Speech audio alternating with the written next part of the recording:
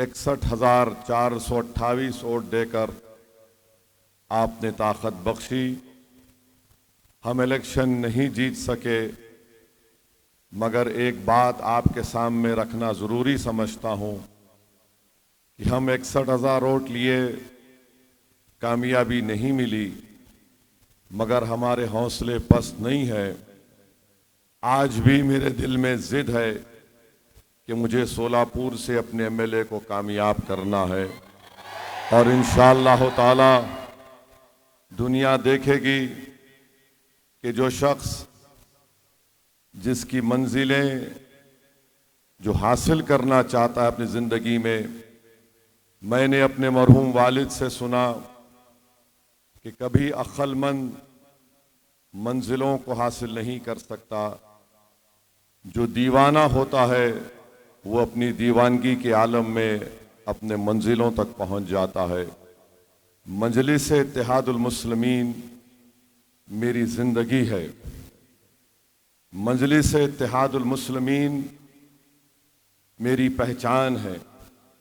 मजलिस इत्तेहादुल मुस्लिमीन के ज़रिए से अल्लाह ने मुझे सब कुछ दिया। अगर आज अल्लाह ने बोलने का सलीक़ा मुझे अता किया तो मजलिस इत्तेहादुल मुस्लिमीन की वजह से। अगर आज अल्लाह ने मुझे दुनिया में पहचान दी तो मजलिस इत्तेहादुल मुस्लिमीन की वजह से।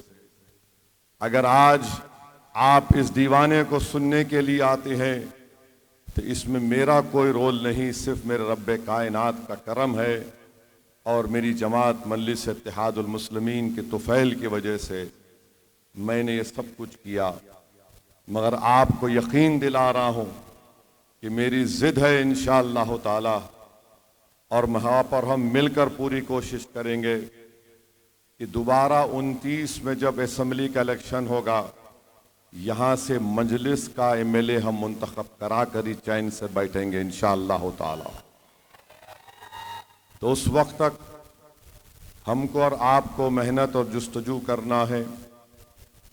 याद रखिए, आप और हम एक खून के खतरे से पैदा किए गए हैं और फिर वही खून के खतरे से पैदा होने के बाद हम इसी ज़मीन की खाक में चले जाने वाले हैं। मैं हमेशा अल्लाह से दुआ करता हूँ कि अल्लाह, जब तू मुझे बुला लेगा इस दुनिया से, जब लोग मुझे याद करेंगे, तो कम से कम मेरी बुराइयाँ, मेरी कमज़ोरियाँ तो जो भी हैं वो मेरे रब को मालूम, मगर कोई ये ना कहे कि सदुद्दीन ओवैसी ने मिल्लत मज़लूमा के साथ धोखा किया। कोई ये ना कहे कि सदुद्दीन ओवैसी ने उन लोगों का साथ छोड़ दिया जो उसके साथ चलते थे। अजीज़ दोस्तों और बुज़ुर्गों, मजलिस का काम बड़ा कठिन काम होता है, ये आसान काम नहीं है। जो लोग इस पार्टी में काम कर रहे हैं, मैं उनको एक बार नहीं 100 बार सलाम करता हूं, क्योंकि दूसरी पार्टी में जो लोग काम करते हैं उनको लालच क्या होती कि मैं कैसे सत्ता की कुर्सी पे आकर बैठ जाऊं, मैं कैसे मंत्री बन जाऊं, मैं कैसे फला ओहदा हासिल कर लूं। भारत की सियासत में अगर कोई पार्टी बगैर मंत्री पद के, बगैर चेयरमैन पोस्ट के अगर कोई बेलौस तरीके से गरीबों के लिए काम कर रही है तो मजलिस इत्तेहादुल मुस्लिमीन है। आप देख लो, जितने लोग दूसरी पार्टी में हैं वो ये सौदा कर कर आते कि मुझे क्या पद मिलेगा, मुझे क्या मिलेगा। मेरे भाई, मैं हमेशा कहता हूं कि किसी शायर ने अच्छा कहा था कि हमारी फ़कीरी में शाही है जो बादशाहों के पास या उनके शाहों के पास शाही नहीं होगी। अल्लाह ने इस जमात पर बहुत बड़ा करम किया है। हिंदुस्तान, भारत के कोने कोने में आप चले जाइए, लोग मजलिस का नाम इज्जत और फ़ख्र से लेते हैं। मैं अपनी बात कर रहा हूँ, मुझे अल्लाह ने इज्जत से नवाजा तो यकीनन मेरे मरहूम वालिद की और मेरी माँ की दुआएं और अहले दिल की दुआएं इसमें शामिल हैं, और मजलिस इत्तेहादुल मुस्लिमीन की वजह से मुझे पहचान मिली है। आप दुआ यही करिए कि जब तक मैं जिंदा रहूं, सेहत से रहूं, और अल्लाह मुझे और तौफीक दे कि मैं जालिमों से पंजा आजमाई करते रहूं। अल्लाह मुझे ताकत सिर्फ इसलिए दे कि मैं तुम जैसे कमज़ोरों को नेता बनाकर इस दुनिया से चला जाऊं। यही मेरी ज़िंदगी का मकसद है। अल्लाह ने बहुत कुछ नेमतों से नवाजा, मगर एक चीज़ की हसरत है, एक चीज़ की दीवानगी है कि हमारा नेता हो विधानसभा में सोलापुर से, हमारा एमपी दोबारा मुंतखब हो महाराष्ट्र से, ये जमात मिल्लत मज़लूमा की एक ताकत बन जाए पूरे भारत में। और इसी ख्वाब को पूरा करने के लिए दीवानगी की तरह इसको अपनी ज़िंदगी का ओढ़ना बिछोना बना चुका हूँ। और यही वजह है कि अल्लाह सुब्हानहू तआला ने आप लोगों के दिल में मजलिस इत्तेहादुल मुस्लिमीन की मोहब्बत को पैदा किया। मैं फिर से कह रहा हूँ, तुमको असदुद्दीन ओवैसी से बड़ा लीडर बनना है, तुमको असदुद्दीन ओवैसी से काबिल लीडर बनना है। कल तुमको क़यादत को, उस बोझ को उठाना है। ये कांटों का ताज तुमको भी उठाना पड़ेगा। जो लोग आज इम्तियाज जलील के बारे में बकवास बोलते हैं या मजलिस के कायदीन के बारे में बकवास बोलते हैं, तुमको नहीं मालूम ये बोझ क्या होता है। रातों में उठकर परेशानी के आलम में सिर्फ अल्लाह को याद करके दुआ करना पड़ता है कि अल्लाह, इस सरजमीन पर तूने हमको जिम्मेदारी से सौंपा है। जालिम ताकतवर है परवरदिगार, और उसी वक्त दिल से आवाज निकलती कि परवरदिगार, जमीन व आसमान का तो खालिक तू है, तू दुनिया का निज़ाम चलाने वाला है, तू हमको कामयाबी से हमकिनार कर दे। मुझे यकीन है कि इंशाअल्लाह ताला सोलापुर के इस बल्दी इंतखाबात में एक तारीख साज कामयाबी से हमारे उम्मीदवार हमकिनार होंगे इंशाअल्लाह। मेरे अजीज दोस्तों और बुजुर्गों, तुम मजलिस हो, मैं मजलिस नहीं हूं, आप मजलिस हैं। एक फर्द मजलिस नहीं हो सकता, असदुद्दीन ओवैसी नहीं है, आप मजलिस हैं। आप है तो मजलिस इत्तेहादुल मुस्लिमीन है। इसीलिए मेरे से ज्यादा जिम्मेदारी आपकी है। मैं इस जमात को ये पैगाम, मेरी जिंदगी का मकसद यही है कि जमात में ये जो लीडरशिप का कभी फुकदान पैदा ना हो। इसीलिए इन नौजवानों से अपील कर रहा हूं कि आगे बढ़ो। मैं यहां बैठकर तमाम हमारे उम्मीदवारों की तकारीर को सुन रहा था और अल्लाह से दुआ कर रहा था कि अल्हम्दुलिल्लाह, हमने जिनको अपना उम्मीदवार बनाया उनमें ना सिर्फ बोलने की सलाहियत है, बल्कि उनमें कॉन्फिडेंस है और उनमें एक जज्बा है कि वो कुछ काम करेंगे।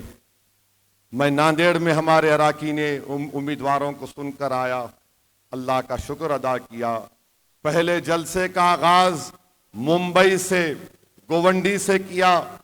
वहां पर हमारे 8 उम्मीदवारों में 4 टीचर शामिल हैं, एमए कर रहे हैं, कोई पीएचडी कर रहे हैं। ये तब्दीली मजलिस इत्तेहादुल मुस्लिमीन ने पैदा की। इंशाअल्लाह ताला जिस सिमत पे हम जा रहे हैं महाराष्ट्र में, इम्तियाज जलील की क़यादत में, इंशाअल्लाह ताला मुझे यकीन है कि अल्लाह हमको और कामयाबियों से हमकिनार करेगा। अगर कोई घर में नाराज बैठा है, उसकी नाराजगी दुरुस्त है, मैं उसके घर तक जाकर दस्तक देने को तैयार हूं। इसमें मेरा कोई, याद रखिए, मेरा कोई इसमें अना नहीं है, मेरी कोई अना नहीं है इसमें। इसीलिए मैंने कहा कि अगर आप नाराज हैं और आपकी नाराजगी हक बजानिब है तो मुझे मेरा क्या जाता है, मैं बैठकर सुनने को तैयार हूं। मैं इंसान हूं। और याद रखिए, अगर आप मस्जिद में नमाज पढ़ रहे हैं और इमाम साहब से कोई गलती हो जाती है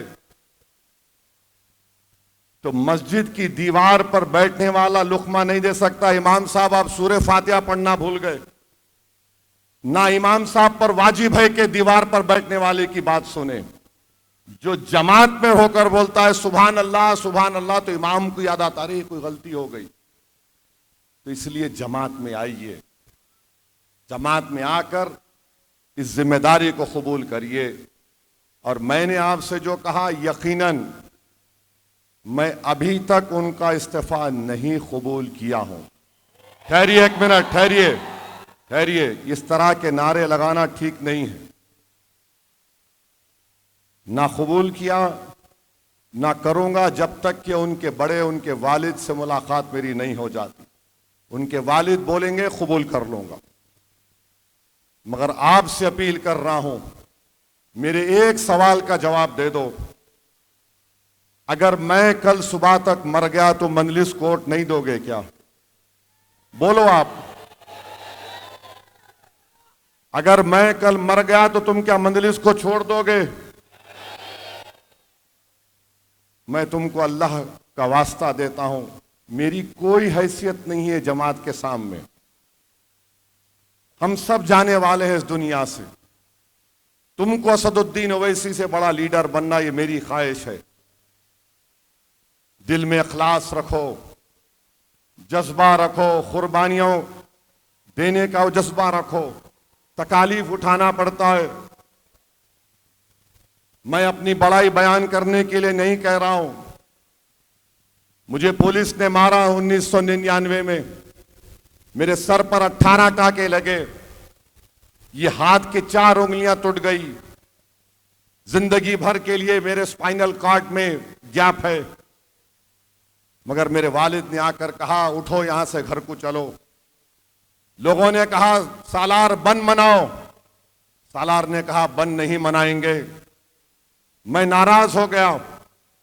अपनी मां को जाकर कहा। दूसरे दिन मेरे वालिद ने दवाखाने से मुझे उठाकर बोला, चलो। जब गाड़ी में जा रहा था तो पुलिस की जो लठों की मार थी, उससे तकलीफ हो रही थी।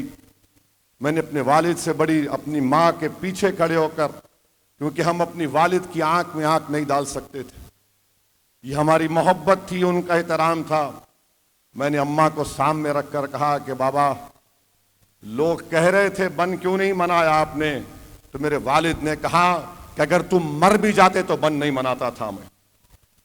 मैं तुमको पहले यह बोलकर टिकट दिया था कि रास्ता आसान नहीं है, और मैं अपने बेटे के लिए मासूम मुसलमानों को मरते हुआ नहीं देख सकता। ये मेरी सोच है, इस तरह मुझे बनाया गया है। तो मेरे अजीज दोस्तों और बुजुर्गों, यह कठिन रास्ता है, आसान रास्ता नहीं है। बेनफ्स होकर काम करना पड़ता है, और अजर मिलेगा इंशाअल्लाह ताला अल्लाह के पास, अगर दुनिया में नहीं मिला। क्योंकि हमारा मकसद क्या है कि गरीब और मजलूम की मदद करना, चाहे वो मुसलमान हो या ना हो। तो मेरे अजीज दोस्तों और बुजुर्गों, माफी चाहता हूं, थोड़ा आपको समझाने में लग गया।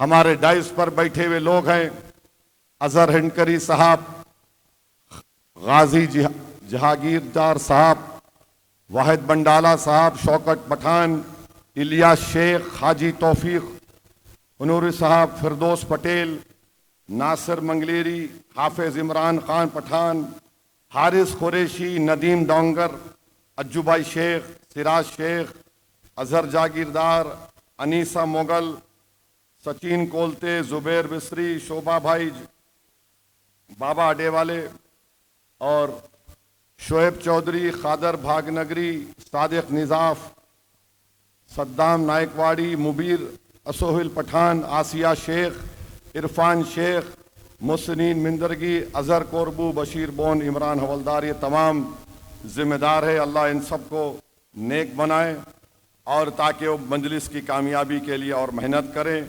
मेरी आपसे अपील है कि 15 तारीख के दिन आप मंजलिस के पूरे उम्मीदवारों को कामयाब करिए। अरे जो 790 वोट लिया, उन्हें डर आ रहा? हाँ, 790 वोट लिया, तू अपने आप को बेच के, तेरे एरिया में मैं आऊंगा जुम्मे की नमाज पढ़ने इंशाअल्लाह। याद रखो, तुम कमजोर लोगों को डराते। दिल्ली की पार्लियामेंट में 540 में अकेला खड़े होकर सबकी आंख में आंख डाल के बोलता हूं। तो आपकी जिम्मेदारी है कि जितने ये बांकड़े पहलवान हैं, उनको चारों खाने चित करना। आप जो पहलवान है बोलना, तेरी पहलवानी पोलिंग के दिन नजर नहीं आएगी इंशाअल्लाह।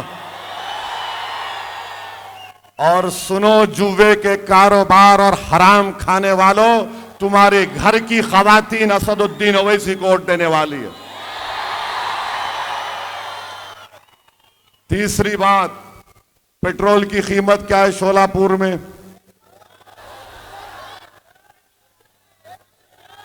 क्या कीमत है? 104।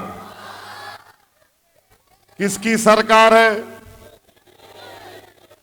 फडणवीस, शिंदे और अजीत पवार। गुजरात में 94 रुपए लीटर पेट्रोल है। गुजरात में 94 रुपीज, शोलापुर में 104। अरे अजीत पवार, जरा पेट्रोल तो कम करा ले। देवेंद्र फडणवीस, पेट्रोल तो कम करो। गुजरात में 94 रुपये और सोलापुर में 104 रुपये।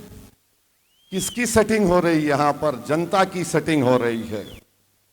तीसरी बात मेरे भाई, क्यों नहीं शोलापुर पूना की तरह बन सकता है? करीब 1300 करोड़ रुपए का बजट है बल्दिया का, म्युनिसिपल कॉरपोरेशन शोलापुर का। रेवेन्यू इनका कम से कम 700 करोड़ रुपए है। 15 साल से बीजेपी है। क्या हुआ? यहां पर बारिश हुई और फिर मेरे को बताया गया कि 433 करोड़ रुपए सुवर्ण जयंती स्कीम ड्रेनेज लाइन में इस्तेमाल हुए। अमृत स्कीम में 185 करोड़ रुपए इस्तेमाल हुए। फडणवीस, अजीत पवार, ये कहां गया पैसा? 433 करोड़, 185 करोड़ अमृत स्कीम में किसके जेब में चले गए?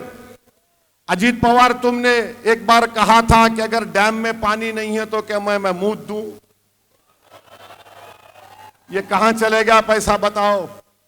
सोलापुर की जनता का हक बनता है कि बताए ये पैसे कहां गए, किसने पैसे खा लिए। अरे कितना खाओगे तुम लोग? तुम्हारा पेट है या गारत का गड़ा है, भरता ही नहीं है।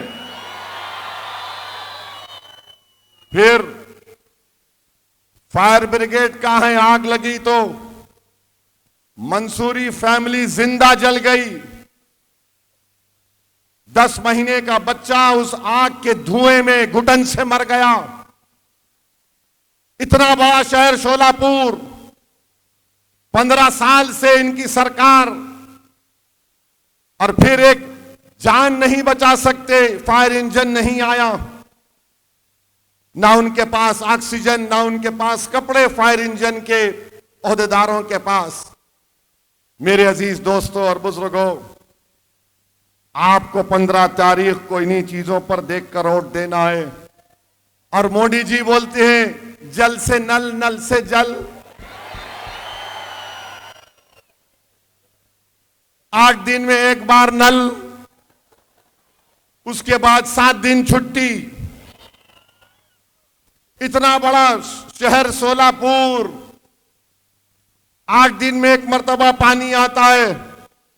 अजीत पवार, तुम यहां के पानी पिए या तुम ला लेते अपना पानी पुणे से? मेरे भाई, रात के अंधेरे में पानी आता है। मैं सलाम करता हूं हमारी सोलापुर की महिलाओं को, खवातीन को। मर्द तो उठते ही नहीं। वो बेचारी हमारी बेटी मां रात में उठ के हंस रहे तुम लोग। तुम्हारी बेटी जब रात में उठी तकलीफ होती नहीं होती तुम्हारे को? महिलाएं रात में उठ के पानी भरती हैं। पानी आया भी तो ऐसा आता, 2 खतरे 10 खतरे, पंप लगाना पड़ता है। मुझे बताया गया कि पंप लगाने से हमारे एक दलित भाई को इलेक्ट्रिक का शॉक हुआ और मौत हो गई। मेरे भाई, यही मसाइल के हल के लिए ये बल्दिया का इलेक्शन हो रहा है। अगर आप इन चीजों को देखकर अपना वोट इस्तेमाल नहीं करेंगे तो फिर कब वोट डालेंगे? इतना बड़ा बजट है 1300 करोड़ के करीब का, किसके जेब में पैसे जा रहे हैं, इस पर कोई बात ही नहीं हो रही है। और याद रखिए, अगर अजीत पवार को वोट पड़ा तो मोदी को वोट देने के बराबर है। आप मोदी को वोट देना चाहते? आप मोदी को वोट देना चाहते तो फिर अजीत पवार को वोट देंगे। अच्छा, वो जो जुए की कमाई पे, शराब की कमाई पे उन्हें बड़ा आ रहा है, उसको वोट देंगे? किसको वोट देंगे? तो जोर से बोलो, जोर से बोलो, इतनी जोर से बोलो कि मोदी को न सुनाई दे। किसको वोट देंगे 15 तारीख को? एक बार खड़े होकर बोलो, जोर से बोलो, दम लगा के बोलो। अब मजा आया, अब बैठो।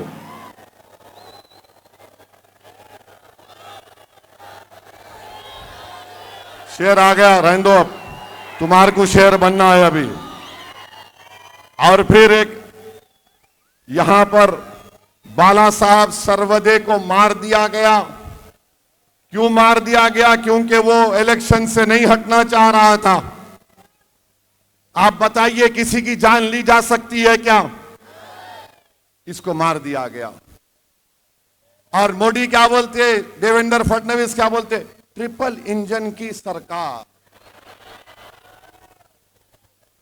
कौन सा इंजन है नहीं मालूम मेरे को।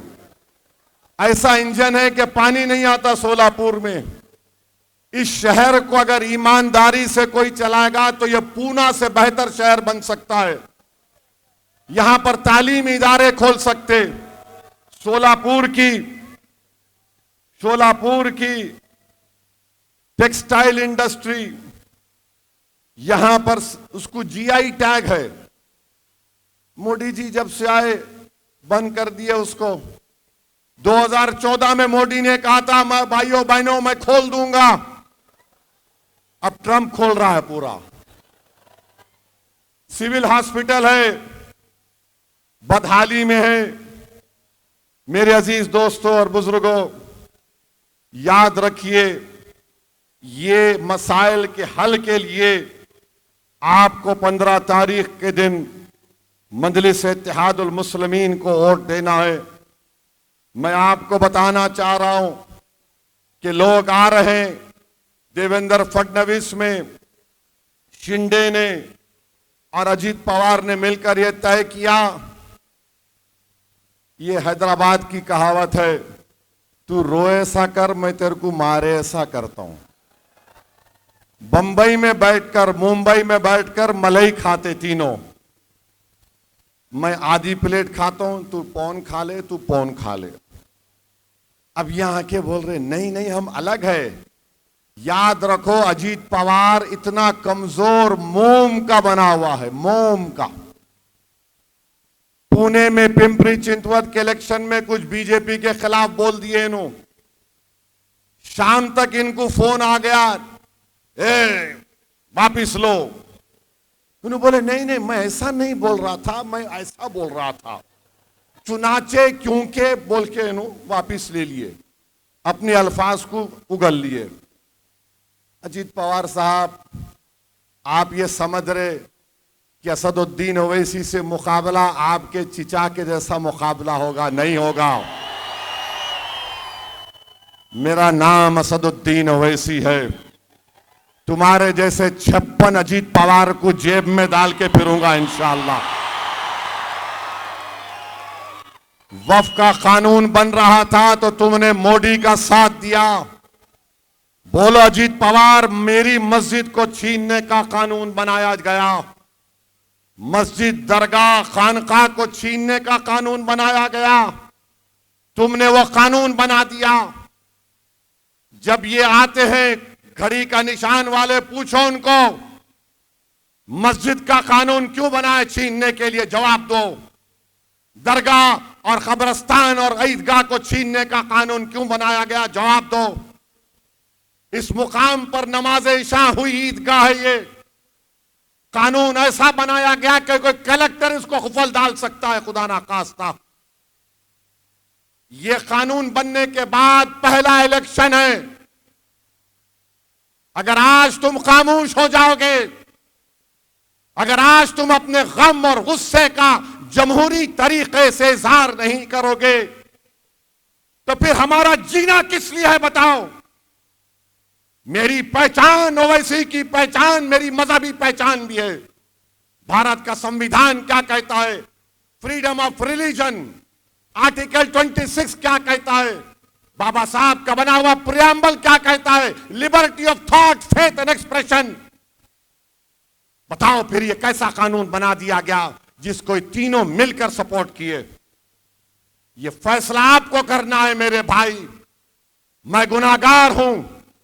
कोई मुसलमान चाहे शराब भी पीता होगा जो गुनाह है, मगर खुदा की कसम अगर उससे पूछेंगे तू मस्जिद का सौदा कर सकता क्या, तो बोतल उठाकर जमीन पर फेंक कर बोलेगा मैं गुनाहगार हूं मगर अल्लाह के घर का सौदा नहीं कर सकता। आज वो कानून बना दिया गया। तो मेरे अजीज दोस्तों और बुजुर्गों, आपको एक अच्छा फैसला लेना है। कोई ये नहीं समझना कि मैं शराबियों की तायीद कर रहा हूं। मुझे शराब से नफरत है, शराबी से नहीं है। मुझे बुरे से नफरत नहीं है, बुराई से नफरत है। हमको इंसान से ये जो बुरा करते नारे बहुत गंदा है नहीं मालूम मेरे भाई। अगर अल्लाह उसको हिदायत देगा तो वक्त का वली ना बन जाए वो। तो हमको और आपको 15 तारीख के दिन सोच समझकर अपने वोट का इस्तेमाल करिए। 61,000 वोट मिले हमको, हमारा एमएलए नहीं बना, तो क्या हमारी हिम्मत और हौसला पस्त हो गया बताओ।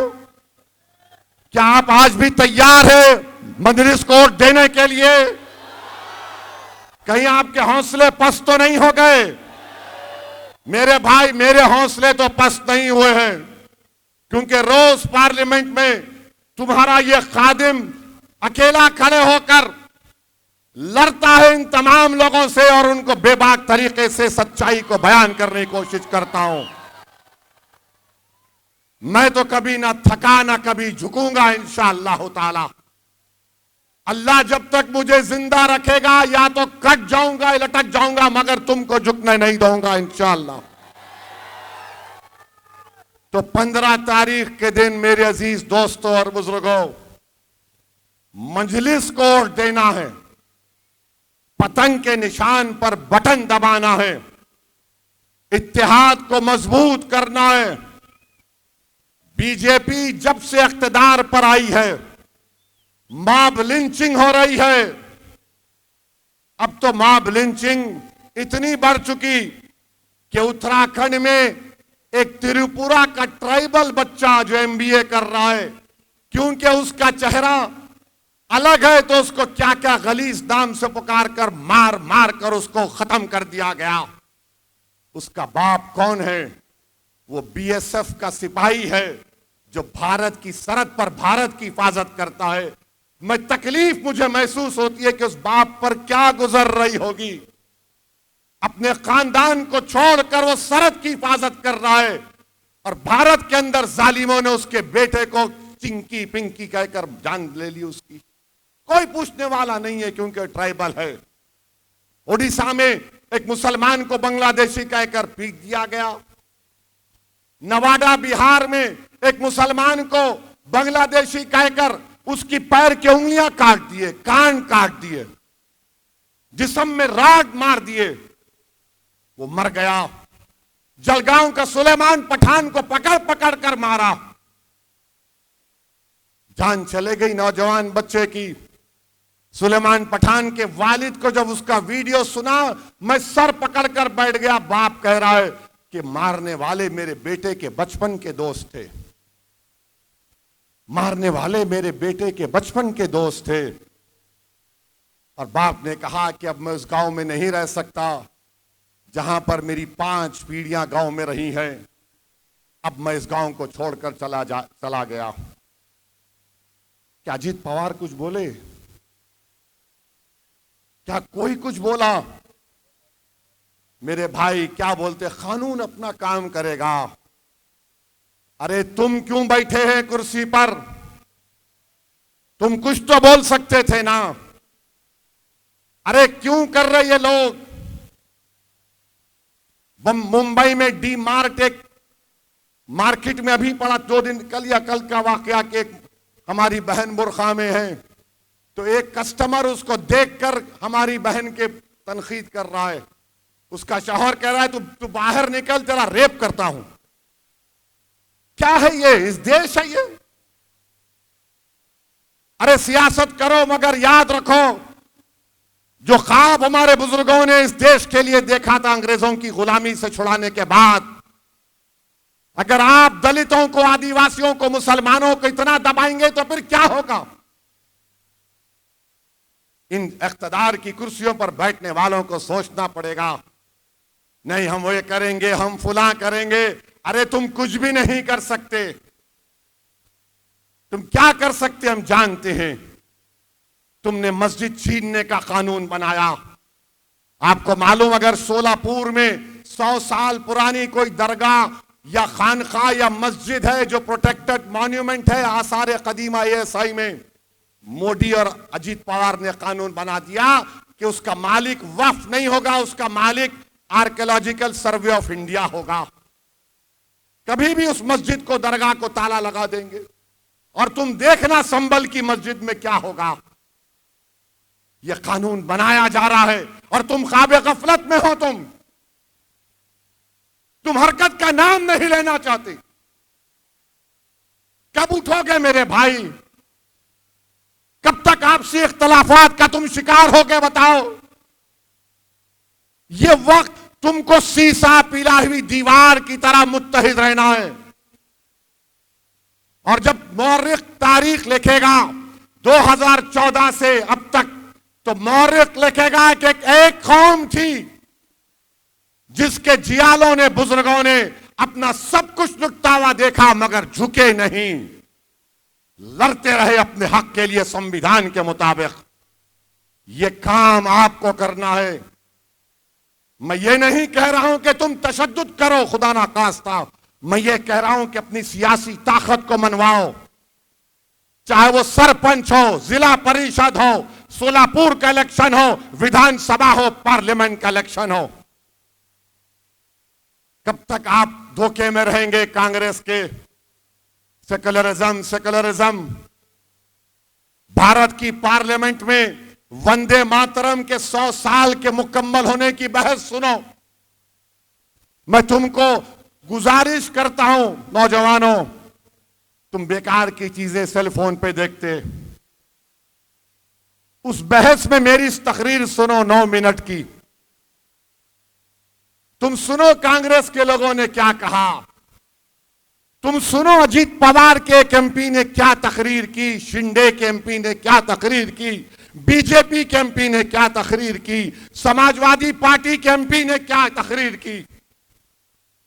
मुझे बताओ यहां पर जितने लोग हैं, तुम अल्लाह से हट के किसी की इबादत कर सकते? हाथ उठाकर बोलो, तुम अल्लाह की इबादत करते नहीं करते? आज वहां पर क्या बोला जा रहा था? जब हमारी बारी आई तो सब बैठे थे। बीजेपी के MP हैं, मुझे अच्छी तरह जानते, मेरे को आके बोले ओवैसी मैं तुम्हारी बात सुनने को बेचैन हूं। मैंने कहा मैं भी बेचैन हूं बोलने के लिए। मैं इन तमाम पर भारी पड़ूंगा और बताऊंगा संविधान के जरिए के तमाम भारत की जनता को झूठ बोल रहे हैं। भारत का संविधान शुरू होता है वी द पीपल के नाम से। ये बाबा साहेब अंबेडकर ने लिखा। भारत का संविधान अपने प्रियम्बल में लिखता है liberty of thought, expression, belief, faith and worship. मैंने पार्लियामेंट में खड़े होकर कहा कि जब 24 जनवरी 1950 को पार्लियामेंट में हम संविधान दे रहे थे तो उसमें मेंबर ऑफ पार्लियामेंट उस वक्त थे जिन्होंने कहा था कि वंदे मातरम से शुरू करो। वोट हुआ, हार गए। किसी ने कहा खुदा भगवान के नाम से शुरू करो, वोट हुआ, हार गए। मैंने कहा आर्टिकल 25 किस लिए है? फ्रीडम ऑफ रिलीजन है। मैंने उनसे कहा कि अगर आप इस देश को ये कह रहे हैं कि खुदा है, तो फिर अल्लामा फजल खैराबादी को आप क्या कहेंगे, जिन्होंने काला पानी की सजा इसलिए काटी क्योंकि जिहाद का फतवा अंग्रेजों के खिलाफ दिया था? आप क्या बोलेंगे महमूदुल हसन और हुसैन अहमद मदनी को? तुम क्या बोलोगे हसरत वहानी को, जो इनकलाब जिंदाबाद का नारा लगाया? तुम क्या बोलोगे जौहर बरादरान को? तुम क्या बोलोगे टीपू सुल्तान को, जिसके हाथ में तलवार थी, खून गर्म था, मगर अंग्रेजों के सामने झुका नहीं? तुम क्या बोलोगे उन लोगों को? इसी महाराष्ट्र के यूसुफ मेहर अली थे मुंबई के, गांधी से कहा कि गांधी जी अंग्रेजों के खिलाफ नारा दो, quit India, Simon go back. तुम क्या बोलोगे इन लोगों को? ये आज भी मेरा सवाल है। बीजेपी वाले पुकार के बोले देश में रहना है तो बोलना पड़ेगा। तो मैंने कहा सुनो, मैं अपनी मां की कोख में अल्लाह की वजह से पैदा हुआ हूं, मगर मेरी मां मेरे दुनिया की सबसे कीमती चीज है मेरे लिए, मगर मेरी मां मेरे लिए अल्लाह नहीं है। मेरा अल्लाह जमीन और आसमान का खालिक है। मैंने कहा कुरान में अल्लाह कह दिया इय्याका नाबुदु व इय्याका नस्तईन। एक मुस्लिम एमपी में हिम्मत क्यों नहीं पैदा हुई? बोलो। मेरा जुर्म सिर्फ यही है कि मैंने सच्चाई को बयान किया, इसलिए ये सब हमारे दुश्मन हैं। ये नहीं चाहते कि कोई तुम्हारी सच्चाई को बयान कर सके। मेरे अजीज दोस्तों और बुजुर्गों, सोलापुर, महाराष्ट्र और औरंगाबाद की मेरी आवाम, याद रखो तुमको यह सच्चाई को बयान करना है। बहुत वक्त गुजर गया, 70-75 साल हो गए। अब हम डिप्लोमेसी की जबान में नहीं बात करेंगे। अब हम बात करेंगे तो सच बात करेंगे। कड़वी नजर आएगी इनको, मगर बोलना पड़ेगा। देश से मोहब्बत अगर हमको है तो किसको होगी बताओ? हम जिंदा पैदा हुए तो इसी जमीन पर, हम अल्लाह के बारगाह में सजदा करते, इसी अपनी पेशानी को इसी जमीन पर लगाते। हम मरते हैं तो इसी जमीन के अंदर चले जाते हैं। ये भारत के कब्रिस्तान नहीं है, ये हमारे वफादारियों की निशानियां हैं। मेरे अजीज दोस्तों और बुजुर्गों, नौजवानों, ये लड़ाई तुम्हारी है, मेरी नहीं है। नहीं मालूम कि कब हम और आप चले जाएंगे, मगर नौजवानों, मुस्तकबिल तुम्हारा है। तुम्हारा मुस्तकबिल अच्छा हो। बुजुर्गों, ये लड़ाई हम बच्चों की लड़ रहे हैं, ताकि कोई सुलेमान सेठ की तरह, सुलेमान पठान की तरह ना मर जाए, कोई मोहसिन शेख की तरह ना मर जाए। आज कोई बात नहीं करता। वो 11 लोगों को जो 19 साल की सजा काट कर आए, मुंबई के ट्रेन ब्लास्ट में 180 लोग भारत के नागरिक मारे गए। कोई नहीं बता सकता कि किसने मारा उनको। और वो 11 लोग 19 साल जेल में थे। एक तो अंसारी जेल में ही मर गया। मैं एक आदमी से मिला जो दारुसलाम में आकर मुझसे कहा, असद भाई, मैं जब गया था तो मेरी बेटी अपनी मां के गोद में थी, और जब निकला तो मेरी बेटी जवान हो गई। तो मेरे अजीज दोस्तों और बुजुर्गों, अपनी वोट का सही इस्तेमाल करो। ये अमानत है। 15 जनवरी के दिन पतंग के निशान पर बटन लगाइए। और मेरे को एक बात समझ में नहीं आ रही, ये बीजेपी वाले ट्रम्प से क्यों डरते इतना? क्यों डरते इतना ट्रम्प से? अगर कोई अमेरिका का सदर है, भारत का तो नहीं है, उन्हें बोल रहा मोदी मेरे को खुश करने के लिए, मोदी मेरे को खुश करने के लिए, he wanted to make me happy. अबे तू है कौन? अरे गोरी चमड़ी वाले, तू इस देश की जमीन को नहीं जानता। ये गयूर भारत की सरजमीन है, जो कभी भी अगर बाहर से कोई आंख दिखाया तो उसकी आंखें चीर ली हमने। और वो भारत के हमारे प्रधानमंत्री को बोल रहा है, अजीत पवार, तुमको जरा गीरत नहीं पैदा हुई? शिंदे साहब आपको क्या हुआ? देवेंद्र फडणवीस आपको क्या हुआ? अरे बीजेपी को क्या हो गया? ट्रम्प का नाम लेते कि कुछ नहीं, सन्नाटा। उन्हें बोले जा रहा। मेरे अजीज दोस्तों और बुजुर्गों, ये बड़ी बड़ी बातें करते हैं बीजेपी वाले, मगर चीन अब बोल रहा है कि वो जंग रुका दिए। बहरहाल अजीज दोस्तों और बुजुर्गों, मैं जब यहां पर शोलापुर में असम्बली इलेक्शन में इसी मुकाम पर आया था, 15 मिनट की बात करा था, बोला था। ये मीडिया वाले बहुत चलाए, आपको थैंक यू। अब कुदरत का निजाम देखो, कुदरत का निजाम देखो। 15 के दिन ही पोलिंग है अब, तो 15 तारीख के दिन क्या होगा? 15 तारीख के दिन क्या होगा? 15 तारीख के दिन 15 मिनट नहीं, 10 घंटे तक काली बटन दबा दबा दबा दबा दबा। हर वोट पतंग पे पड़ना चाहिए। अपना सेलफोन का लाइट खोलो, पूरे खोलो, तुम भी खोलो, लाइट खोलो, पूरे खोलिए, ताकि बीजेपी को, शिवसेना को, अजीत पवार को मालूम हो जाए आप कुछ नहीं होने वाला है शोलापुर में इंशाअल्लाह ताला। यहां पर पतंग है, पतंगी रहेगी इंशाअल्लाह। लगाओ मेरे साथ नारा, नारे तकबीर, नारे तकबीर। मजलिस-ए इत्तेहाद अल मुस्लिमीन, मजलिस-ए इत्तेहाद अल मुस्लिमीन।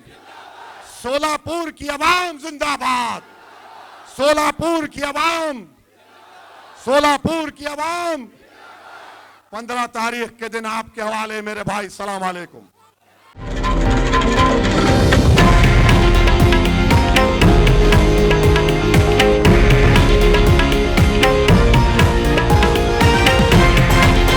हे आहे देशातील नंबर 1 न्यूज नेटवर्क आणि आपण पाहत आहात TV9 मराठी, एकमेव।